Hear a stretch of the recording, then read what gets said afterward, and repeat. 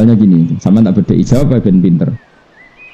Kalau ada orang cerita tentang app kamu, bahwa kamu itu tukang drengki, tukang hasut, provokator, kamu tersinggung nggak? Ada orang menyebutkan app pada diri kamu. Normalnya orang yang tersinggung.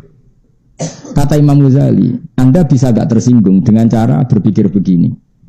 Lau akhbaraka rajulun bi anna tahta jubbatika hayatan au akroban sing tahuka. Terus atas kuruhu amla. Kalau ada orang memberi kabar kamu bahwa di bawah jubah kamu atau di bawah baju kamu ada ular yang berbisa atau kalajengking yang menggigit, yang berbisa. Ada orang ngasih kabar itu, kamu terima kasih apa marah? Terima kasih, karena dingertikan sesuatu yang bahaya pada diri kamu. Nah harusnya ketika ada orang cerita bahwa kamu itu tukang hasut, tukang mengkafirkan orang, tukang provokator, itu kan penyakit yang membahayakan kamu di akhirat. Harusnya dikasih tahu itu senang. Karena hal yang sama kalau fisik, yaitu kalajengking dan ular, kamu senang kalau dikasih tahu. Kenapa kamu ketika dikasih sesuatu yang bahaya bagi akhirat kamu malah tersinggung? Terus ngeten nggih kula warai nggih, cara berpikir Quran itu begini ya. Quran itu termasuk mengandung ilmu mantek. Ilmu mantek itu ilmu logika. Logika itu nganggo natijah, orang nganggo alat. Probalen malih logika itu nganggo natijah, kesimpulan, orang nganggo napa? Alat. Jadi misalnya gini. Akibat utama dari buta itu apa kan? Akibat utama dari buta. Misalnya nabrak pagar, napa? Karena dia buta maka kecemplung kali atau nabrak pagar atau kesandung. Karena apa? Buta. Kenapa kok buta? Nabrak pagar karena buta, tidak melihat. Lah saiki ana wong waras, mripate yo kena ndelok, ana pagar ditabrak.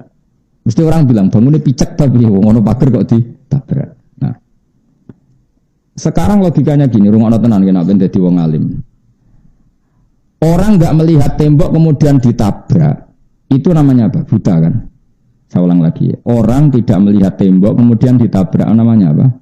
Buta. Kenapa kamu katakan buta?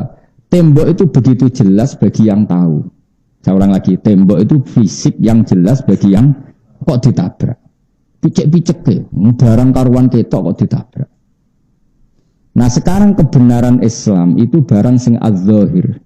Sekarang Allah itu zat sing lam yalid wa lam yulad. Itu kan sangat jelas. Allah adalah zat sing zahir, begitu jelas. Mosok ono makhluk ora ono khalik. Nah, ketika seseorang tidak tahu barang jelas jenenge apa? Buta. Sehingga Allah ngistilahkan wong kafir ya sumum bukmun umyun. Karena tadi yang tidak melihat tembok dikatakan buta karena tidak melihat barang sing nyata. Tembok ini kan nyata wujud maksudnya. Sama Allah itu nyata apa enggak? Nyata. Lah sing ora melihat Allah juga buta karena sama-sama tidak melihat. Paham ya? Ya seterusnya begitu. Nah sama. Sing darani sapi itu makhluk yang enggak bisa memahami. Sing darani kuda adalah makhluk yang enggak bisa memahami.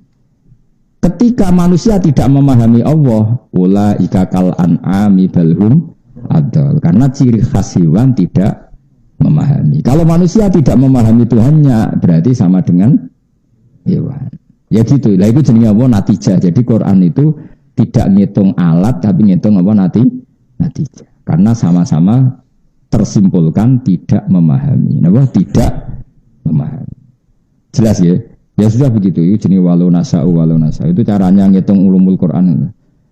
Nah nanti pada level fikih kegoblokan itu ngukurnya al-aham fal-aham.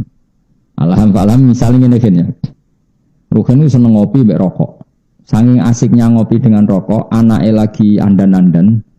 Apa nak cara bahasa Indonesia baru latihan apa? Berdiri. Terus dia ini saking asiknya rokokan, anaknya lagi berdiri di baro, enak-enak nyedot rokok terus guling, nanti bedul. Tambah elek maksudnya dulu. Terus orang ngomong Ruhen itu goblok apa pinter? Nggak jawab. Gak usah sopan.